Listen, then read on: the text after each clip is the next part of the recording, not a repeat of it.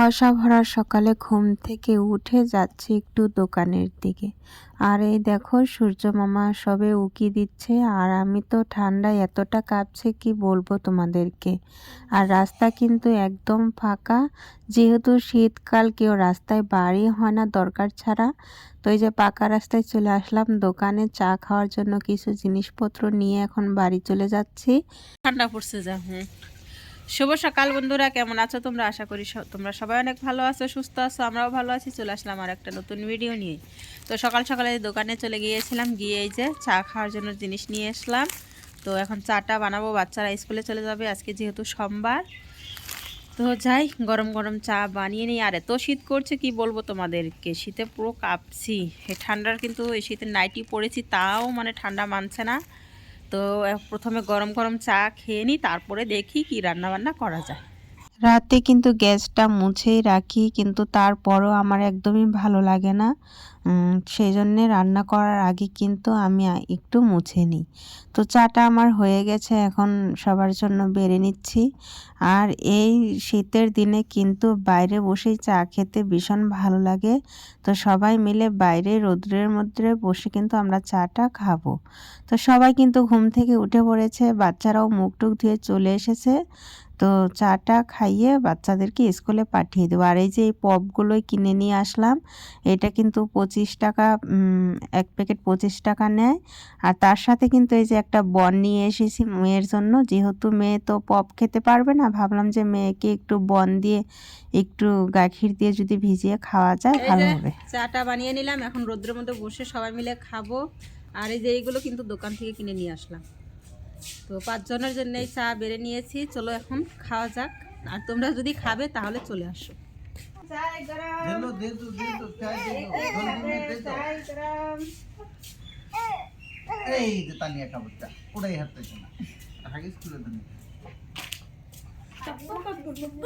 বাচ্চারা কিন্তু রেডি হয়ে গেছে স্কুলে যাওয়ার জন্য।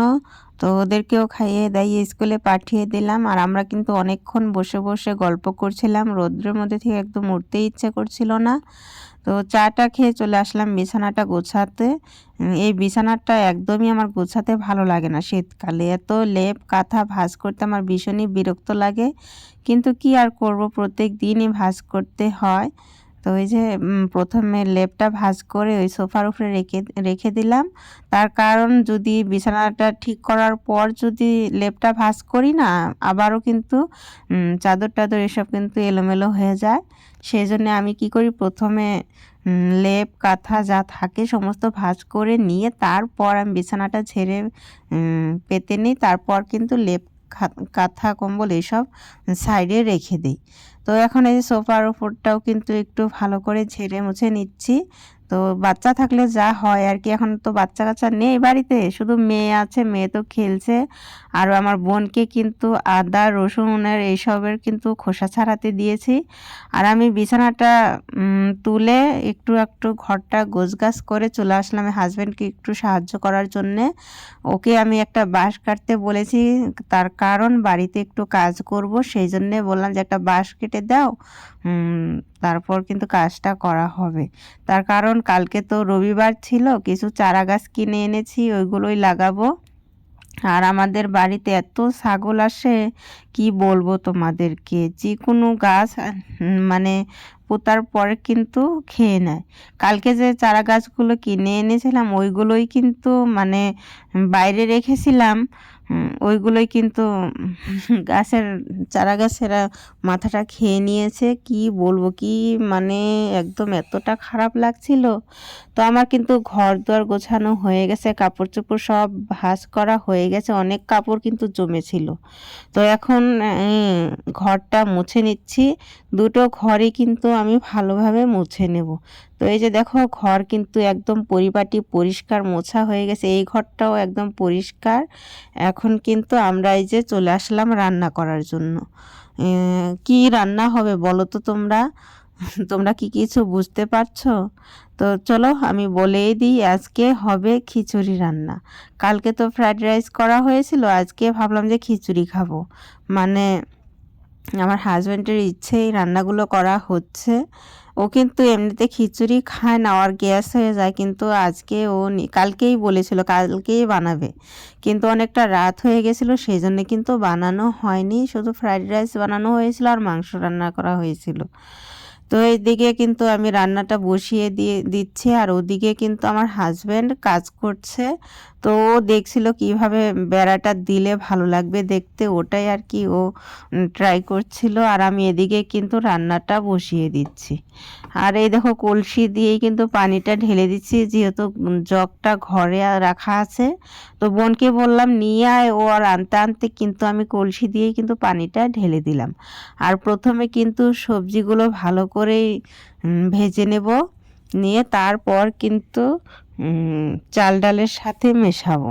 চাল ডালটা এদিকে সেদ্ধ হতে দেবো। আর এই দেখো আমি চাল ডালটা পানির মধ্যে দিচ্ছিলাম, আমার হাজব্যান্ড বললো যে এক্ষুনি দিও না, পানিটা ফুটলে তারপর দেবে। তো এই যে এখন তো পানিটা প্রায় ফুটেই গেছে, এখন দিয়ে দিলাম ভালোভাবে। আর ওদিকে আমার বোন কি যেন কাটাকুটি করছিল, আমার মনে পড়ছে না। আর আমার মেয়ে তো এত দুষ্টুমি করে কি বলবো তোমাদেরকে।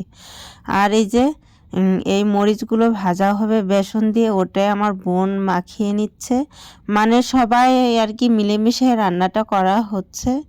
আমার হাজবেন্ড এসে একটু নাড়া দিচ্ছে, আমার বোন এসে একটু নাড়া দিচ্ছে। সমস্ত রান্নাটা কিন্তু আমিই করেছি, কিন্তু আমার হাজবেন্ড বলে বলে দিয়েছে এখন এটা করো তখন সেটা করো। আর এদিকে কিন্তু গাছের পেঁপে কিন্তু সমস্ত পাখিয়ে খেয়ে নেয়, পাড়ায় হয় না। আমি তো পারি না, আমার হাজবেন্ডই পারে। তার কারণ এই যে সামনে এখানটায় কিন্তু দুটো গাছ আছে, একটা গাছের পেঁপে এত তেতো লাগে কি বলবো, যেটা আর কি ও পারলো ওটা কিন্তু ভীষণ তেতো লাগে। তো আমার একদমই ভালো লাগে না, পারতে ইচ্ছা করে না। আরেকটা গাছ আছে, ওই গাছের পেঁপেটা কিন্তু ভীষণ মিষ্টি। তো এই যে ওদিকে পেঁপে কাটছে, ও তেতো হোক যা হোক ও বলে যে পেঁপে খাওয়া ভালো, এই সে আমাকে বোঝায়। তো আমি বলি যে না, আমার মুখটা নষ্ট হয়ে যায়, আমি খেতে পারবো না এরকম তেতো পেঁপে, তোমার যদি ভালো লাগে তুমি খাও। কিন্তু তাও ও কিন্তু জোর করে একটু একটু দেয়, আমি খাই। আজকেও দিয়েছে জোর করে, অল্প খেয়ে দেখো ভালো লাগে, তেতো লাগে না, মানে ও খায়, আমাদেরকেও একটু একটু দেবে, মানে খেয়ে টেস্ট করার জন্য। তো কি আর করব, খেয়ে নিই একটু একটু। আর এদিকে আমরা যে আজকে রান্নাটা করছি এগুলো কিন্তু সব ইউটিউবে দেখেই কিন্তু রান্নাটা হচ্ছে, খিচুড়িটা। তো আমার হাজব্যান্ড জানি না কি কি রেসিপি দেখে, ওইগুলোই ও রান্না করে করে খেতে চায়। তো যাই হোক, ওকে কিন্তু সেটাই রান্না করে দেওয়ার চেষ্টা করি। তো বলে বলে দিচ্ছে এটার পরে এটা দিবে, ওটার পরে ওটা দিবে, কিন্তু ও কিন্তু মাপ জানে না, ঠিক আছে। নুন ঝাল কিভাবে দিতে হবে, তেল টেল এসব কিন্তু আমিই দিচ্ছি। ও শুধু বলে দিচ্ছে যে আলুটা ভেজে দাও, কি এরপরে ধনেপাতা দিবে, কতটুক লাগবে সেটাও বলতে পারছে না। তো এই যে সবজি টবজি সমস্ত দিয়ে একটু নাড়াচাড়া করে নিচ্ছি। আর এখন দিয়ে দিলাম পেঁয়াজের পাতা আর মটরশুঁটি। আর এখন এদিকে দেখো টমেটো মশলা দিয়ে বাটা করা হয়েছিল, আদা রসুন পেঁয়াজ এসব দিয়ে। তো ওটা ফ্রাই করে ভালোভাবে কষিয়ে তারপরে যে মিশিয়ে নিচ্ছি। আর খিচুড়িটা এত দারুণ হয়েছিল কি বলবো তোমাদেরকে। আর এখন এই যে সম্বার বানানো হচ্ছে, ও কিন্তু তেল দিয়ে সম্বারটা দেবে না, ও ঘি দিয়েই কিন্তু সম্বারটা বানানো হচ্ছে। আর সম্বারটা বানিয়েই কিন্তু ঢেলে দিবে, ওই বানাচ্ছে কিন্তু সম্বারটা, আমি শুধু বসেছিলাম। এ বলছিল এটা দাও সেটা দাও। তো ওই যে কালিজিরাও দিয়ে দিলাম, কালিজিরা কথাটা মনে ছিল না, ও মনে করে দিল, তারপরে কিন্তু দিয়ে দিলাম। এখন দিয়ে দিলাম কাশ্মীরি লঙ্কার গুঁড়ো, মানে যেভাবে ও দেখেছে সেইভাবেই কিন্তু রেসিপিটা বানানো হয়েছে। আর এই রেসিপিটা অতনু রান্নাঘর থেকে দেখেই কিন্তু বানানো হয়েছে, ভীষণ ভীষণ ভালো হয়েছে। তো এই যে সম্বারটা দিয়ে দেওয়ার পর এত যে ঘ্রাণ বার হচ্ছিল কি বলবো তোমাদেরকে, ভীষণ ভীষণ ভালো হয়েছিল। তো এই যে এখন গরম মশলা আর ধনেপাতা দিয়ে নামিয়ে নেব। তো ওদিকে বড়াগুলোও কিন্তু ভাজা হয়নি, ভাবলাম যে খিচুড়িটা আগে হোক, তারপর বড়াগুলো গরম গরম ভেজে কিন্তু খাওয়া যাবে, তাই না। বড়া যদি গরম গরম না হয় তাহলে কিন্তু একদমই ভালো লাগে না। আর এখন কয়টা বাজে, 11:30টার মতো হয়তো বাজে, মানে আমাদের দুপুরের খাওয়াটাই হয়ে যাবে। তো এই যে গরম মশলা ধনে পাতা দিয়ে দিলাম, দিয়ে একটু নাড়াচাড়া করে এটা নামিয়ে নিয়ে তারপর কিন্তু গরম গরম বড়াগুলো ভেজে নেব। আর এটা কিন্তু মরিচ দিয়ে বেসন দিয়ে বড়া করা হচ্ছে, এগুলো নাকি বড়াই খায়। আর চাল ডাল দিয়ে একটা বড়া করা হয়েছে, ওই বড়াটাও কিন্তু ভীষণ ভালো হয়েছিল। আর ওদিকে আমার বোন বড়াগুলো ভাজছে, আমি ভাবলাম যে উঠোনটা ঝাড় দিয়ে নেই, নোংরা হয়ে আছে, যেহেতু উঠোনে খাওয়া দাওয়া করা হবে। আর আমার হাজবেন্ড কিন্তু আমার মেয়েকে হাত মুখ ধুইয়ে দিল, আর ও কিন্তু গা ধুয়ে নেবে, যেহেতু দুপুরবেলা হয়ে গেছে তো সেই জন্যে ও মানে সকালবেলায় গা ধোয় প্রত্যেক দিনই, যেহেতু আজকে বাড়িতে আছে সেই জন্য একটু দেরি হলো, কাজ করছিল, বাঁশ কাটছিল।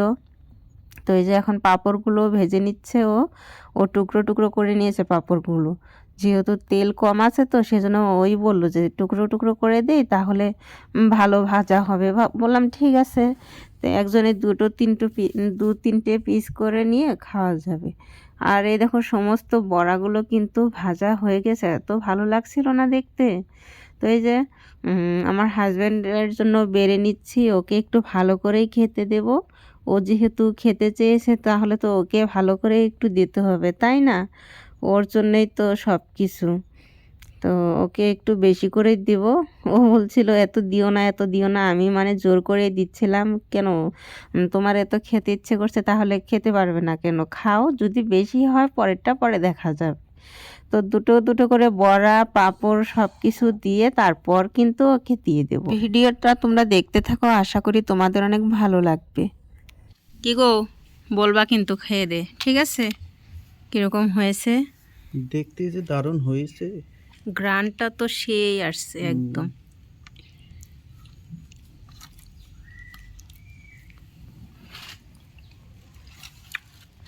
কিরকম হয়েছে? দারুণ হয়েছে, বহুত ভালো লাগছে। আচ্ছা, না সত্যি গ্রানটা যে বার হচ্ছে না, দারুণ। এই যে এক হাঁড়ি, তোমরা বানায় খাও, দেবেন দারুণ লাগবে। এটা কিন্তু রাইস কুকারের মধ্যে বানানো হচ্ছে, এক রাইস কুকার ভর্তি। তো এখন খাওয়া দাওয়া করে নিই, তারপর আবার দুপুরে রান্না বান্না করব। মনে হচ্ছে দুপুরে রান্না করতেই হবে না, তাই না? লাগবে না, এই খিচুড়িতেই হয়ে যাবে। ওদেরকে তো দিয়ে দিয়েছি, ওরা খাচ্ছে, ভাবলাম যে আমারটাও বেড়ে নেই। এইসব খাবার কিন্তু একা একা খেতে একদমই ভালো লাগে না, সবাই মিলে খেলে কিন্তু অনেকটাই ভালো লাগে। তো এখনও তো বাচ্চারা আসেনি স্কুল থেকে, আর কিন্তু আমরা খাওয়া দাওয়া করার পর পাশের বাড়িতে 2 বাড়িতে দিয়েছিলাম, ওরা এসেছিল, তো ওদেরকে ডাকলাম খাওয়ার জন্যে। তো ওরা বলল যে এখন খাবো না, ভাত খেয়েছি, তো একটু পর খাবো। তো ওরা মানে কাজ করছিল, তো ওদেরকে আমি বাটিতে করে করে দিয়ে এসেছি, ওরা খেয়ে নিয়েছে। আর ভিডিওটা যদি ভালো লাগে তাহলে লাইক কমেন্ট সাবস্ক্রাইব করে দিয়ে একটু পাশে থেকো।